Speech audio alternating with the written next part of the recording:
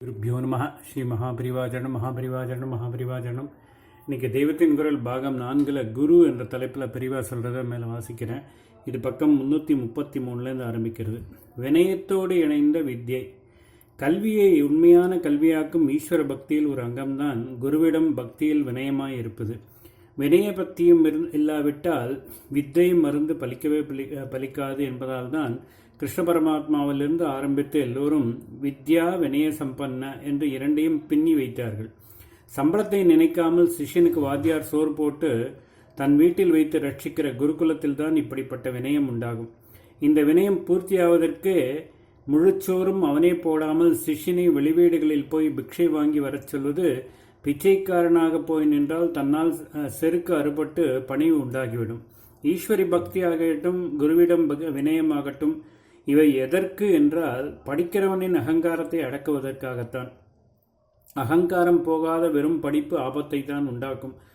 மதானுஷ்டானம் ஈஸ்வர பக்தி குரு சேவை ஆகியவற்றுடன் கூடிய சரியான கல்வி ஒருத்தனுக்கு இயற்கையாக உள்ள அகங்காரத்தை தேய்த்து அகற்றி சுத்தப்படுத்தும். மாறாக இவை இல்லாவிட்டாலோ அதே கல்வி நான் எவ்வளவு படித்திருக்கிறேன் பார்த்தியா என்று அகங்காரத்தை தலைக்கேற்றி விடுகிறது. வித்யா கர்வம் என்றே சொல்வார்கள். வெளிப்பார்வைக்கு அனுஷ்டானம் பக்தி குரு சேவை நன்றாயிருந்தால் போதாது. பக்திமானாக அனுஷ்டாதாதாவாக இருந்தும் தான் வித்வான் என்கிற தாட்பூட் இருக்கிறதே என்று பிறர் சொல்லும்படி இருப்பவர்களும் உண்டு. அநேக பண்டிதர்கள் இப்படித்தான் ஆஸ்திகராக பார்வைக்கு இருந்து கொண்டும் தான் அறிவாளி படிப்பாளி என்பதில் அகங்கரித்தவர்களாக இருக்கிறார்கள்.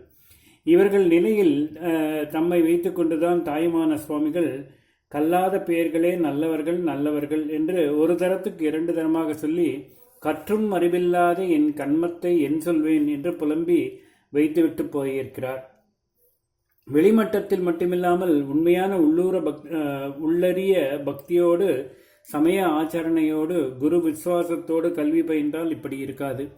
கல்லாத பேர் பொதுவாக ஓரளவுக்கு நல்லவர்களாக இருக்கிறார்கள் என்றால் இப்படி உண்மையான அர்த்தத்தில் கற்றவர்களோ மகா உத்தமர்களாகவே இருப்பார்கள். கல்லாத காட்டுவாசியை விட படித்தவர் அதிகம் தப்பில் போவதற்கு காரணம் படிப்பு முறை அகங்காரத்தை அதிகமாக்குவதாக இருப்பதுதான். அடிப்படவே குருகுலம். இந்த அகங்கார நாசத்துக்கு ரொம்பவும் உதவியாக இருப்பது குருகுல வாசம்தான். எங்கேயோ இருக்கிற ஈஸ்வரனிடம் பக்தி பண்ணி எப்பொழுதோ எழுதி வைத்த சாஸ்திர ஒழுக்கத்துக்கு கட்டுப்பட்டு வினயமாக போ என்றால் இவை உள்ளூர ஏறாமல் மேல்மட்டத்தோடு நிற்பதாகவும் எனவே தான் போகாததாகவும் இருக்கும்.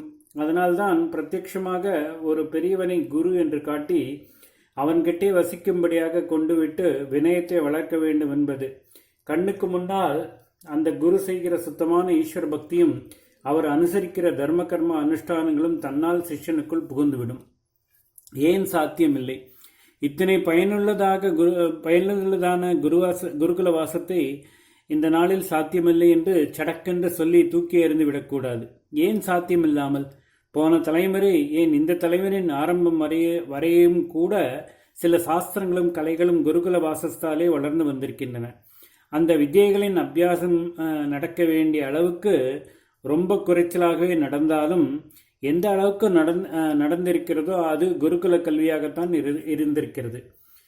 பரத சாஸ்திரம் சிலப்பதிகாரம் முதலான நூல்களில் சொன்ன புராதனமான நம் சங்கீத மரபில் துருஷ்க ஆட்சியோடு வந்த அவர்களுடைய சங்கீத முறைகளும் சேர்ந்தே வடக்கே இந்துஸ்தானி சங்கீதம் என்றும் தெற்கே நம்முடையதான பூர்வீக பദ്ധதியே வேறு விதத்தில் மெருகேறி கர்நாடக சங்கீதம் என்றும் ஆகியிருக்கின்றன. 400-500 வருஷங்களாக இந்த 2 பத்ததிகளுமே நன்றாக அபிவிருத்தி அடைந்து இன்றைக்கு நமக்கு லோகம் பூராவும் மதிப்பு தரும் கலாச்சார செல்வங்களாகி இருக்கின்றன. தலைமுறைக்கு தலைமுறை 2 பத்ததியிலும் ஏகப்பட்ட மகாவித்வான்கள் உஸ்தாத்கள் வந்திருக்கிறார்கள். இத்தனையும் ஸ்கூல் என்று காலேஜ் என்று பெரிசாக நடத்தாமல் குருகுல கல்வியாகவே இருந்து ஏற்பட்ட அபிவிருத்தி தானே. சங்கீதத்துக்கு காலேஜ் என்பது 40-50 வருஷத்துக்குட்பட்ட சமாச்சாரம் தானே. தஞ்சாவூர் படம், பழுக்கா வேலை, நெட்டி வேலை, பத்தமடப்பா என்றெல்லாம் இங்கிலாந்தில் நடக்கிற ராஜகுடும்ப கல்யாணம் பட்டாபிஷேகம் ஆகியவற்றில் முதற்கொண்டு நம்முடைய பரிசாக பெருமையுடன் கொடுக்கிறோமே, இதெல்லாம் எந்த ஸ்கூல் காலேஜில் கற்றுக் கொடுத்து இந்த தலைமுறை வரைக்கும் வந்திருக்கின்றன. இண்டிவிஜுவல் கலைஞர்கள் தங்கள் வீட்டோடு வைத்துக்கொண்ட சீஷ பிள்ளைகளுக்கு சொந்த பிள்ளைகளையே சீஷ பிள்ளையும் ஆக்கிக்கொண்டு கற்றுக் கொடுத்ததுதானே இவை மறையாமல் வந்திருக்கின்றன. பொதுமக்களின் பொறுப்பு. அதனால் ஏதோ கொஞ்சத்தில் கொஞ்சமாவது இப்பொழுதும் குருகுலவாச கல்வி முறையை உயர்ப்பித்து தர வேண்டும். மற்ற விஷயங்களை விட வேத வித்தியைக்கு இம்முறையே அவசியம் ஏற்படுத்தி தர வேண்டும். பூர்ணமான ஆச்சாரிய லட்சணப்படி சிஷ்யனுக்காக எல்லா பொறுப்பும் ஏற்றுக்கொண்டு அவனிடமிருந்து கொஞ்சம் தன் குடும்பத்தையும் நடத்தி கொள்ள வசதி பெற்ற வைதிக குருமார் இக்காலத்தில் கிடைப்பதற்கில்லை.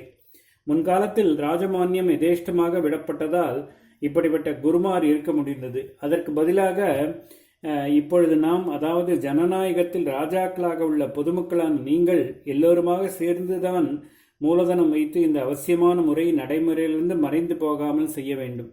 வேத வித்தியை வளர உதிரியாக இப்படி அங்கங்கே சில பேர் சேர்ந்து செய்கிறது எடுபடாமல் சாஸ்வதமாய் நிற்காமல் உதிர்ந்து போய்விடக்கூடிய ஆபத்து இருக்கிறது. அதனால் எல்லார் உபகரிக்கக்கூடியதையும் சென்ட்ரலைஸ் செய்து,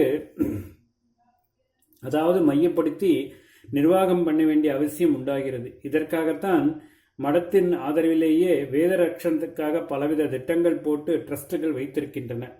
வேத ரட்சண நிதிக்காரர்களை கேட்டால் விவரங்கள் தருவார்கள். அவற்றுக்கு திரவிய உபகாரம் செய்து வேத சாஸ்திர வித்தியை வளர, அதுவும் பிராச்சீன முறையிலேயே வளரச் செய்வது உங்கள் கடமை.